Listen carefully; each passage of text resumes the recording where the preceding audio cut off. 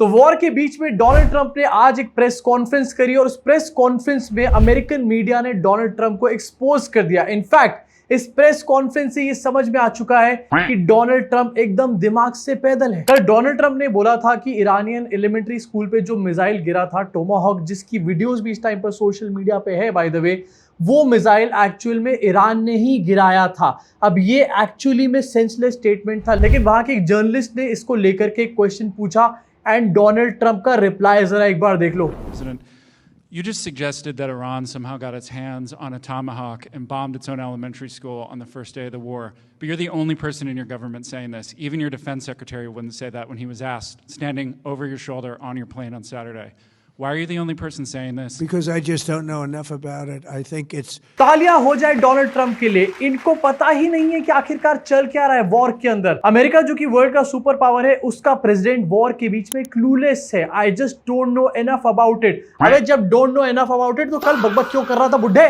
Something that I was told is under investigation. कल यही बंदा हेक्सेट के साथ खड़ा हुआ था और इसी ने कहा था कि ईरान ने खुद वो मिसाइल गिराया है। इनफैक्ट उसी टाइम पर हेक्सेट ने ये भी कह दिया था कि अभी इन्वेस्टिगेशन चल रही है, अभी हम लोग इसके बारे में कुछ नहीं बोल सकते। एंड अब डोनाल्ड ट्रंप का भी यहाँ पर स्टेटमेंट चेंज हो चुका है, पलटियां मारनी शुरू कर चुके हैं चाचा डोनाल्ड। इनफैक्ट इस प्रेस कॉन्फ्रेंस की पनौतियां यहीं पर रुक के नहीं देती, एक के बाद एक भाई बहुत बेइज्जती कराई है। नेतन्याहू भी सोच रहा होगा कि क्या पोपट उसके हाथ में लगा हुआ है। But tomahawks are used by others, as you know. या लॉजिकल रीजनिंग निकाल करके लेकर आए कि टोमाहॉक जो है वो और नेशंस भी यूज कर रहे हैं, लेकिन इन और नेशंस में से ईरान कहीं पर भी नहीं है। टोमाहॉक को यूएस यूज करता है, यूरोपियन कंट्रीज कुछ यूज करती हैं, इसके अलावा जापान तक भी यूज करता है, लेकिन ईरान यूज नहीं करता। तो आखिरकार ईरान अपने ऊपर टोमाहॉक कैसे फेंकेगा? डोनाहॉक। इसी के साथ एक और जर्नलिस्ट, एंड थैंक गॉड वहां पर गोदी मीडिया नहीं है, क्योंकि इसका 1% भी गोदी मीडिया वाले अपने पॉपा से नहीं पूछ सकते। एक और जर्नलिस्ट ने यहां पर पूछा डोनाल्ड ट्रंप से कि आपके डिफेंस सेक्रेटरी कल कह रहे थे कि वॉर जो है अभी शुरू हुई है, आप कह रहे हो वॉर कंप्लीट हो चुकी है, एक्चुअली में मैटर क्या है? एंड इसके जवाब में डोनाल्ड ट्रंप कहते हैं यू कैन एक्चुअली से both.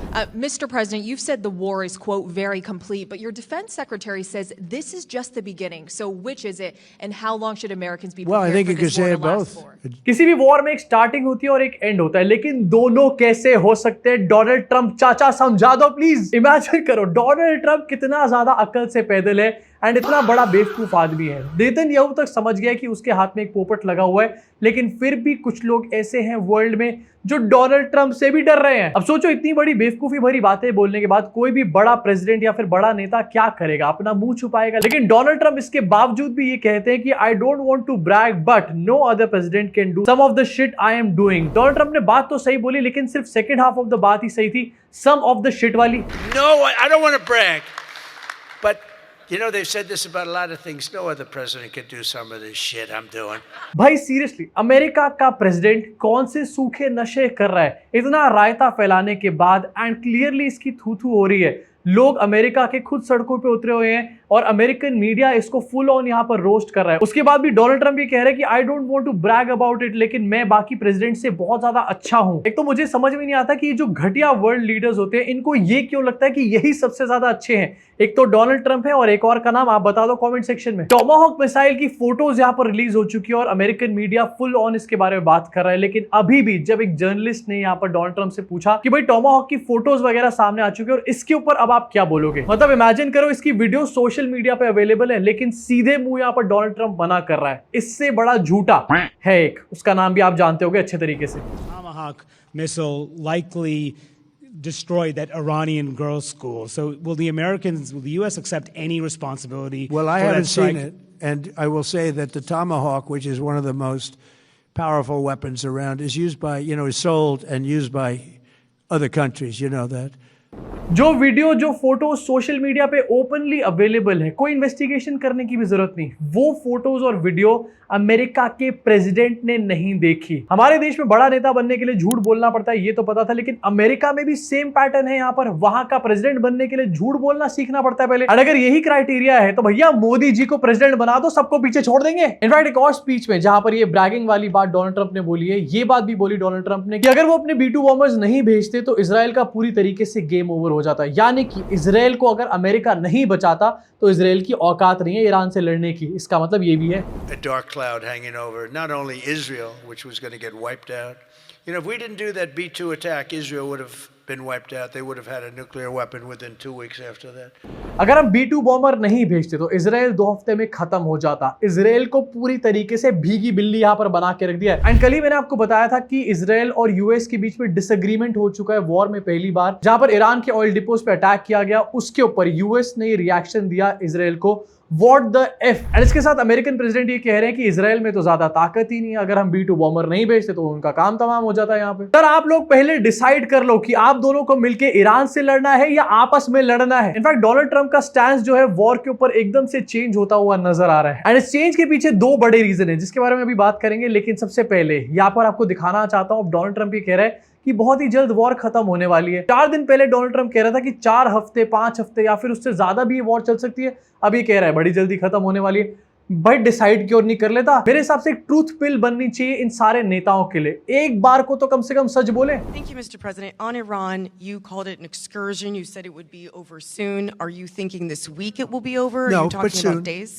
I think so. Okay, and with respect Very to soon. एक जर्नलिस्ट यहाँ पर क्लियरली पूछ रही है कि क्या ये वॉर इसी हफ्ते में खत्म हो जाएगी, एंड डोनाल्ड ट्रंप उसके जवाब में क्लियरली कह रहे हैं वेरी सून। 3-4 दिन पहले कहा था कि 4-5 हफ्ते चलेगी और अब कह रहे हैं इसी हफ्ते खत्म हो जाएगी। बाकी के 3 हफ्ते कहां चले गए? एक से एक जुमलेबाज बिठा रखे हम लोगों ने यहाँ पर पूरे वर्ल्ड में, निकालो यार इन्हें। अब इस वेरी सून के पीछे एक्चुअली में 2 रीजन है। पहला रीजन ये है कि ऑयल के प्राइसेस स्काई रॉकेट कर चुके हैं एंड अमेरिका के साथ साथ बाकी कंट्रीज भी इस टाइम पर परेशान है महंगे ऑयल से, और ये ऑयल और ज्यादा महंगा हो सकता है। ईरान इस बात को बोल चुका है अगर वॉर नहीं रुकी तो $200 तक ये ऑयल प्राइसेस पहुंच जाएंगे, जो कि इस टाइम पर 115 के आसपास है, जिसमें इनका तेल निकल चुका है। तो पहला रीजन तो है ऑयल के प्राइसेस। दूसरा एंड सबसे पहला एक्चुअली यही रीजन होना चाहिए था कि ईरान में तख्ता पलट नहीं हो पा रहा है भैया। खामेनेई का मर्डर करके इन्होंने सोचा कि अब रजीम चेंज हो जाएगा और पहलवी को हम लोग यहां पर बिठा देंगे, लेकिन ऐसा कुछ भी होता हुआ नजर नहीं आ रहा। खामेनेई के बेटे इस टाइम पर सुप्रीम लीडर बन चुके हैं एंड ये भी अमेरिका और डोनाल्ड ट्रंप के मुंह पर काफी करारा तमाचा है। वॉर में एक नैरेटिव जो कि अमेरिका सेट करना चाहता था, उस नैरेटिव में तो ऑलरेडी अमेरिका यहां पर हार ही चुका है। अब वॉर में कौन हारेगा कौन जीतेगा ये टाइम बताएगा। इसी के बीच इंडिया से भी धूमधाम वाली खबरें आ रही है। यहां पर पता चला है कि इंडियन गवर्नमेंट ने एक नया रूल बना दिया है कि 25 दिन से पहले दूसरा सिलेंडर तुम बुक नहीं कर पाओगे। तुम्हें परेशानी होगी? अरे परेशानी होगी तो नाली का गैस शक करके उससे खाना बनाने ना। एलपीजी का दूसरा सिलेंडर अब 25 दिन से पहले हम लोग बुक नहीं यहां पर कर पाएंगे। एलपीजी प्रोडक्शन बढ़ाने का ऑर्डर दिया गया है। डोमेस्टिक सप्लाई तो यहां पर करी जा रही है, लेकिन कमर्शियल सप्लाई के ऊपर काफी क्वेश्चंस यहां पर खड़े हो चुके हैं। इनफैक्ट बेंगलुरु में आज बहुत सारे रेस्टोरेंट्स बंद हैं। क्यों? क्योंकि उनके पास कुकिंग गैस नहीं है, कमर्शियल सिलेंडर उनको यहां पर नहीं मिल रहा है। एंड इसके बीच में एक और मास्टर स्ट्रोक आपको दिखाना चाहता हूं। 9 स्टेट्स में कमर्शियल गैस का सप्लाई जो है उसके ऊपर रोक लगा दी गई है। मतलब जो हालत यहां पर बेंगलुरु में देखने को मिल रही है वही हालत अब और भी स्टेट्स में देखने को मिलेगी। लेकिन हमारे देश की सरकार तो भी 2 दिन पहले कह रही थी कि हमारे पास तो भैया बहुत स्टॉक है, कोई शॉर्टेज वगैरह ना है। इनफैक्ट टाइमलाइन के साथ आपको दिखाना चाहता हूं। सबसे पहले सरकार का रिएक्शन आया March 2 को और ये कहा गया कि हमारे पास तो 10 दिन का स्टॉक पड़ा हुआ है, मजे करो, कोई दिक्कत नहीं है, प्रोडक्शन वगैरह हम लोगों ने बढ़ा दी है, हर जगह बस गैस ही गैस है, कोई शॉर्टेज वगैरह नहीं है। उसके बाद March 6 को हरदीप सिंह पुरी का अपने आप स्टेटमेंट आया कि हमारे पास कोई भी शॉर्टेज नहीं है, किसी भी तरीके की शॉर्टेज नहीं है। अब ये बात अलग है कि उसके अगले दिन उन्होंने एलपीजी के कमर्शियल और डोमेस्टिक के प्राइसेस यहां पर बढ़ा दिए, लेकिन कोई शॉर्टेज नहीं है। March 8 को हरदीप सिंह पुरी फिर से सामने आते हैं, ट्विटर पे पोस्ट डालते हैं कि हमारे जो इंपोर्ट्स हैं वो फुल फ्लो में चल रहे हैं ऑयल एंड नेचुरल गैस के, एंड ये जो सारे इंपोर्ट्स हैं ये ऐसे रूट से करे जा रहे हैं जो कि स्ट्रेट ऑफ हॉर्मुज से अफेक्टेड नहीं है। एंड देखते ही देखते March 9 को यहां पर प्रायोरिटी सेट कर दी जाती है। मतलब पहले हाउस होल्ड के लिए 100% प्रोवाइड कराई जाएगी, फर्टिलाइजर प्लांट्स के लिए 70% तक गैस प्रोवाइड कराई जाएगी, और एसेंशियल इंडस्ट्रीज और मैन्युफैक्चरिंग के लिए 80% यहां पर प्रायोरिटी सेट कर दी गई, विच क्लियरली शोज कि कहीं ना कहीं तो शॉर्टेज हमारे पास है,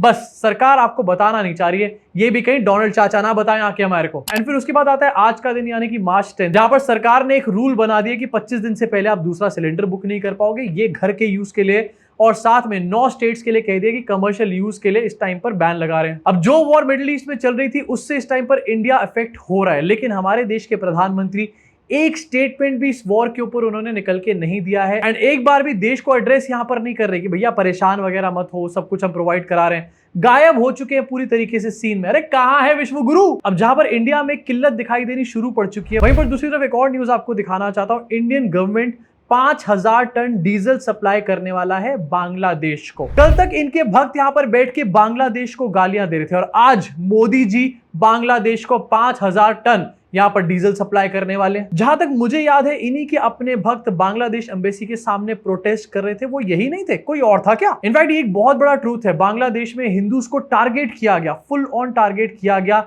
एंड उसको लेकर के बीजेपी ने बहुत वोट भी यहां पर बटोरे होंगे शायद, लेकिन अब उसी बांग्लादेश को 5000 टन डीजल भेजा जा रहा है। मतलब अपने देश के अंदर मुसलमान खराब है वाला नैरेटिव सेट कर देते हैं, लेकिन पीछे से बांग्लादेश को ऑयल भेज देंगे। एंड आखिरकार इस टाइम हमारे को ऑयल भेजने की नीड क्या है? ये सेम वही सिचुएशन है जो कोविड के टाइम पे हुई थी। हमारे लोगों को वैक्सीन मिल नहीं रहे थे और हम इधर उधर वैक्सीन भेजने का काम कर रहे थे। और अगर बांग्लादेश को 5000 टन डीजल देना यहां पर कोई बड़ी बात नहीं है और कोई बुरी बात भी नहीं है, तो फिर मुस्तफिजुर रहमान के साथ खेलने में क्या प्रॉब्लम थी? उसमें शाहरुख खान को क्यों टारगेट कर रहे थे? एक्चुअली हमारे देश की जो फॉरेन पॉलिसीज है वो पूरी तरीके से खड्डे में जाकर गिर चुकी है। ईरान के अंदर इतना कुछ हुआ और वहां के सुप्रीम लीडर को मर्डर कर दिया गया, उसके ऊपर मोदी जी ने एक भी रिएक्शन नहीं दिया। बड़ी मुश्किल से जाकर यहां पर कंडोलेंस बुक साइन करवाई मुख्तार अब्बास नकवी से, एंड अब हम यहां पर बांग्लादेश के सगे बन रहे हैं। और ये वही बांग्लादेश है जिसको 4 दिन पहले हम लोग गाली दे रहे थे। अबे क्या है हमारी फॉरेन पॉलिसी, बता दो। अब जहां पर ये देश में 10 तरीके की टेंशन चल रही है, बीजेपी के लोगों को ये परेशानी हो रही है कि राहुल गांधी पजामा क्यों पहन करके आ रहे हैं पार्लियामेंट के अंदर।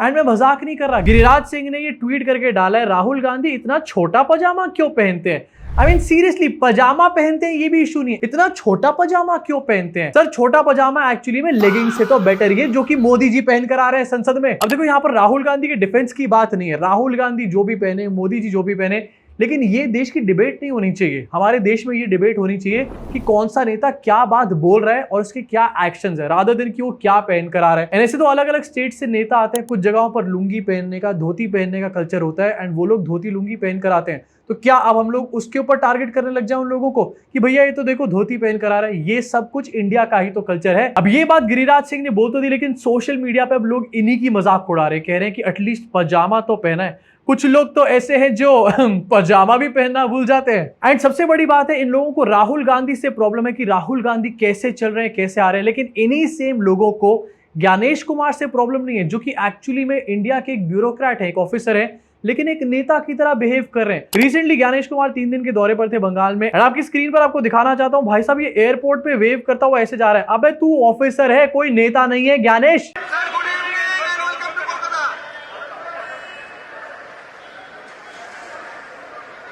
इनफैक्ट ज्ञानेश कुमार को बंगाल में काफी जगहों पर काले झंडे देखने को मिले, मतलब फुल ऑन नेताओं वाली वाइब आ चुकी है। ऐसे करना चाहिए क्या? एंड ये बात मैं गारंटी के साथ कह सकता हूं कि जब भी ज्ञानेश कुमार अपनी सीट से उतरेगा, बीजेपी या तो इसको राज्यसभा में भेजेगी या फिर कहीं ना कहीं पॉलिटिक्स में जरूर लेकर के आएगी बीजेपी इस आदमी को। मुझे तो ऐसा लग रहा है कि अगर ये पॉलिटिक्स में आ गया तो मोदी जी भी साइड हो जाएंगे। अब वैसे आपका क्या सोचना है इसके बारे में? इनफैक्ट डोनाल्ड ट्रंप के इस महाचोमू बने के बारे में आपका क्या सोचना है? नीचे कॉमेंट सेक्शन में कॉमेंट करके बताना। मैं आपसे मुलाकात करूंगा इस चैनल के अगले वीडियो में।